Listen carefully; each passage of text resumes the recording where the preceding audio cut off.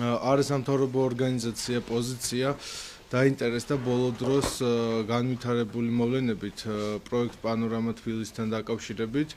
მე აქვე საზოგადოებას შევახსენებ, რომ არასამთავრობო ორგანიზაცია პოზიცია აქვს საინფორმაციო სააგენტო TVF-ი დაფუძნებული, რომლის საშუალებით ჩვენ გავაკეთეთ დედაქალაქში, ჩავატარეთ გარკვეული კვლევა და გამოვკითხეთ მოსახლეობის გარკვეული ნაწილი.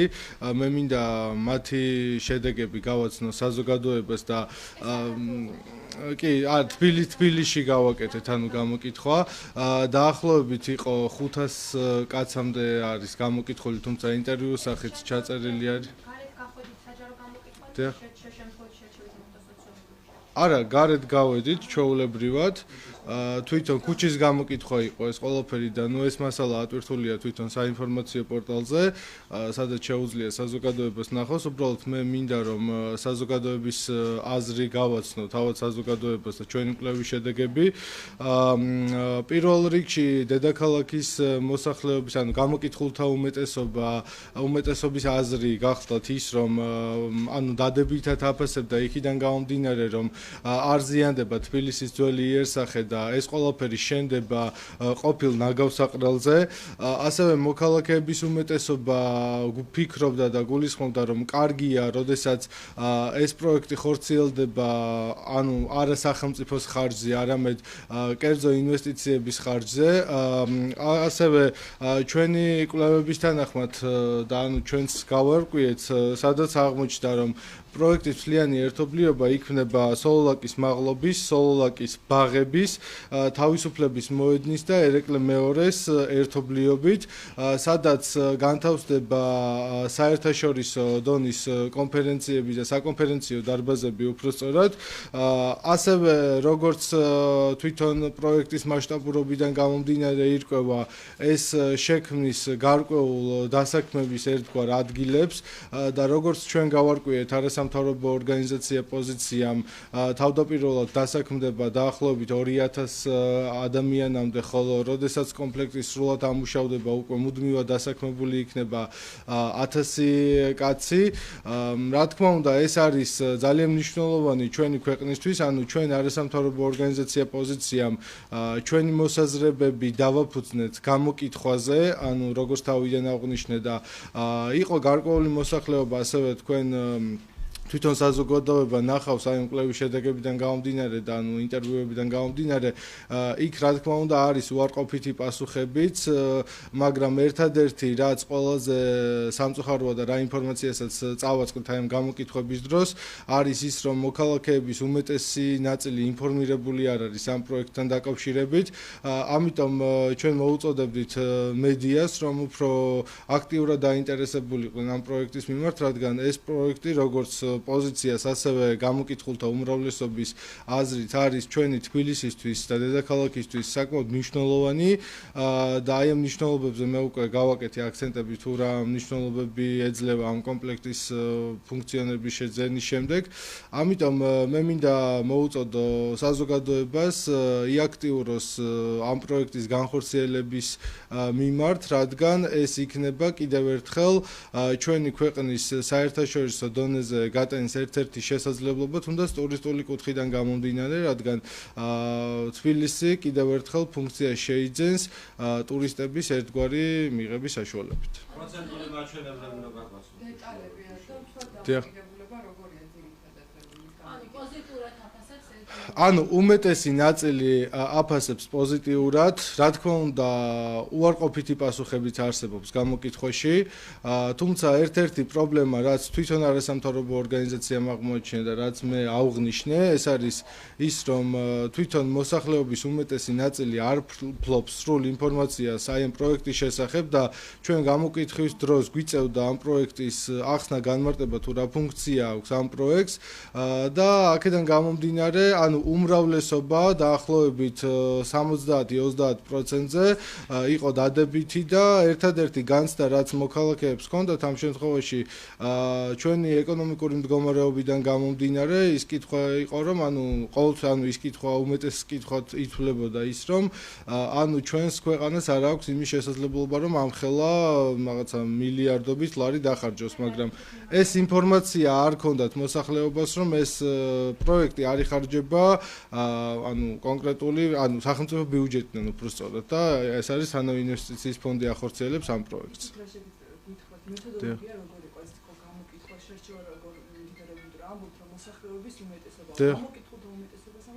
გამოკითხულთა უმეტესობას. დაახლოებით 500 კაცი. კი, თქვი მე 70 დაახლოებით 70% ამ პროექტს აფასებს დადებითად, 20% აფასებს უარყოფითად და 10%-მა შეიკავა თავი, არ მოგცა ინტერვიუ, დაახლოებით ეს რაღაცა. დაახლოებით 500 ადამიანი კი, მაგრამ ჩვენ გავაკეთეთ ორი მიმართულებით ეს კვლევა, ერთი ეს იყო ვიდეო მიმართულებით და ჩაწერის მიმართულებით, ასევე როგორც კითხვარების მიმართულებით და გეტყვით კითხვებსაც და ასევე ჩვენი საიტის მეშვეობითაც იყო გარკვეული გამოკითხვები და საერთო ჯამში ერთობლიობა შეადგენდა იმ შედეგებს, რაც თქვენ გაგაცანით ამ წუთას. კი, აპლიკაციის ფორმაც იყო, ასევე იყო ჩვეულებრივი ინტერვიუს სახით, რომლის მასალაც ამ წუთას არსებობს საინფორმაციო პორტალზე და შეგიძლიათ ნახოთ და ასევე თვითონ საინფორმაციო მეშვეობით რომელი მომხმარებელიც ჩვენ გვყავს, ის მომხმარებელიც ღებულობდა ავტომატურად მონაწილეობას.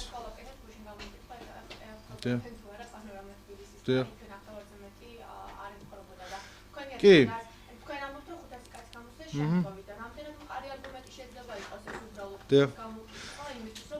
მე გეტყვით, კიდევ ერთხელ აღნიშნავ და განმარტავ, რომ ერთადერთ პრობლემას, რასაც გამოკითხვის დროს წავაწყდით და თუ თქვენც გააკეთეთ მსგავსი კვლევა, გამორიცხულია რომ თქვენც არ წაწყნობოდით მსგავს პრობლემას, ეს იყო ის, რომ მოსახლეობის უმეტესმა ნაწილმა არ იცოდა და არ ფლობდა ინფორმაცია ზოგადად რას ნიშნავს პანორამა თბილისი. ამიტომ როცა ჩვენ გამოკითხვას ვახორციელებდით, ჩვენ თვითონ გვიწევდა ახსნა განმარტება, თუ რას გულისხმობს, რას ნიშნავს, რა ფუნქცია ექნება, საიდან ფინანსდება და ასე შემდეგ.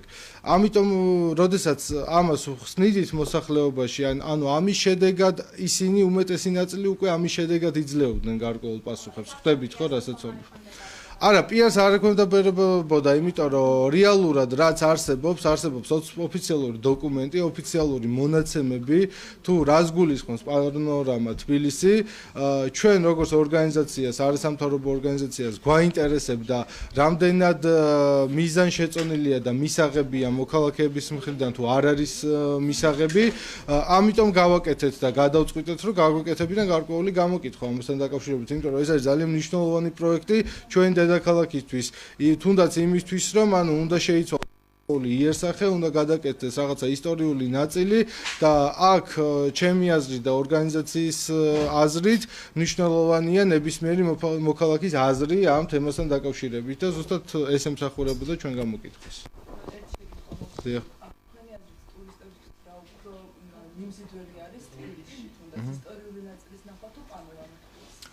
ვიცით რა არის, ისტორიული ნაწილის ნახვა ბევრად უფრო მნიშვნელოვანია, მე აქვე დაგეთანხმებით, თუმცა როდესაც თავად ორგანიზაცია დაინტერესდა ამ პროექტით, ჩვენ გავეცანით მთლიანად არქიტექტურულ სტრუქტურას, როგორ შენდება, დაუშვათ რა ირღვევა, რა არ ირღვევა და ასე შემდეგ. ეს არის ძალიან დიდი დოკუმენტი და საბოლოო ჯამში ჩვენი გაცნობის შედეგად მინდა აქვე გითხრათ, რომ არანაირად არ ზიანდება ეს ისტორიული ნაწილი, იმიტომ რომ განლაგება ისევ თავის ადგილას რჩება და არაფერი არ გადადის და არ გადმოდის, უბრალოდ კიდევ ერთხელ აღნიშნავ, რომ ამჟამად იმ ადგილას, სადაც პანორამა თბილისი უნდა აშენდეს, არის ნაგავსაყრელი და ეხლა რეალურად, რა ვიცი, მე ვფიქრობ, რომ ლოგიკურად მოსახლეობას ნაგავსაყრელის არსებობას ბევრად უფრო ურჩენია, რომ რაღაცა სრულყოფილი კომპლექტი იყოს. რა პროფილზე მუშაობთ?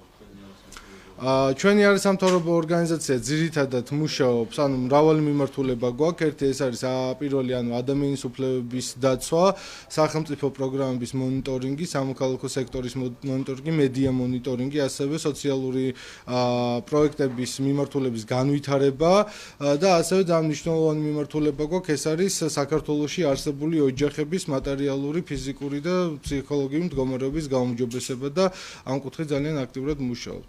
ეს არ არის დიდი ხნის არასამთავრობო ორგანიზაცია, აქვე გეტყვით.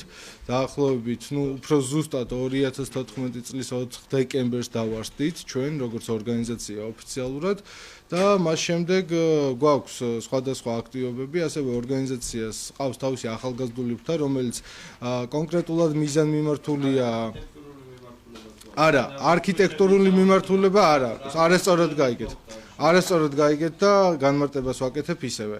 ანუ ვინაიდან და რადგანაც ორგანიზაცია დაინტერესდა პროექტ პანორამა თბილისით, ამ შემთხვევაში ბუნებრივია არქიტექტურულ მიმართულებას გვერდს ვერ აუვლიდით, იმიტომ რომ ეს პროექტი ხორციელდება ჩვენს დედაქალაქში, ისტორიულ ნაწილში და პირველი კითხვა და პირველი ინტერესი, საიდანაც წამოვიდა ორგანიზაციის მხრიდან, იყო ის რომ ანუ ზიანდებოდა თუ არ ზიანდებოდა ამ შემთხვევაში დედაქალაქის იერსახე და ისტორიული განლაგება.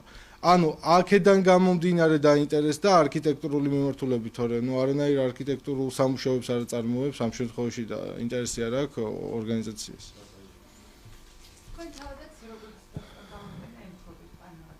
მე ჩემ პირად მოსაზრებასაც მოგახსენებთ, ანუ ჩვენი კვლევები, ანუ გამოკითხვას რო თავი დავანებოთ და პირადად ორგანიზაცია, რომელიც დაინტერესდა აღნიშნული მასალებით, ანუ იქიდან გამომდინარე გავაკეთებ დასკვნას და კიდევ ერთხელ აღვნიშნავ. თუ ამჟამად არსებობს ნაგავსაყრელი და იქნება მრავალფუნქციური კომპლექსი. თუ არ ზიანდება დედაქალაქის ისტორიული ნაწილი, თუ ეს ყველაფერი მოიზიდავს ტურისტებს, თუ დაასაქმდება ისედაც უმეტესობა მოსახლეობაში დაუსაქმებელი ადამიანები, შექმნის მუდმივ სამუშაო ადგილებს, რატომ უნდა ვიყო წინააღმდეგი? ხვდებით ხომ რას ვამბობ? კი ბატონო. არა, გამოკითხვის გარეშე გეუბნებით აბსოლუტურად. არა, გამოკითხვა ჩატარდა უკვე. მე რო ეხლა გამოკითხვას ვიწყებდე თავიდან, მაშინ გასაგებია თქვენი არგუმენტი, რომ ანუ ჯერ მე გავაკეთე განცხადება და მე ვიწყებ გამოკითხვას, თუმცა ჯერ გამოკითხვა გავაკეთე და მე ვაფიქსირებ მე ჩემ პოზიციას. არა, მე გეტყვით, ამ შემთხვევაში მე პირადად არ მიმიღია მონაწილეობა, ამასაც გეტყვით. მონაწილეობდა ამ შემთხვევაში ახალგაზრდული ორგანიზაცია, ანუ არასამთავრობო ორგანიზაცია პოზიციის ახალგაზრდული ფრთა. ჩვენი კითხვის არსი იყო ის, რომ ეთანხმებით თუ არა პანორამა თბილისის განხორციელებას. ვინც არ იცოდა ამ შემთხვევაში რა იყო პანორამა თბილისი, ვუხნიდით, რომ ეს იყო პროექტი, რომელიც უნდა აშენებულიყო გარკვეულ ადგილას და ასე შემდეგ. ეს კვლევა ჩატარდა, ჩვენ დავიწყეთ ეს კვლევა 25 აპრილიდან და ბუნებრივია ხა ერთ დღეში ვერ მოვახერხეთ, ანუ რაღაცა 2 კვირის განმავლობაში პერიოდულად ვატარებთ სადღაც დაახლოებით 2-3 საათს უთმობდით დღეში ამ ყველაფერს, რომ ეს მასალები შეგროვებული იყო.